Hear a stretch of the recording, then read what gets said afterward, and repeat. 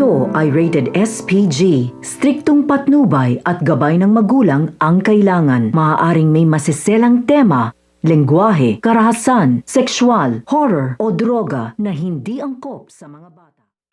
Welcome back mga ka-episode plus at narito dapat nating abangan dito nga lang sa abot kamay na pangarap kung saan natunghayan na nga nito ni Zoe na mayroon pang isang anak ito nga si Dr. Nyag dahil nakita niya na nga ang DNA test.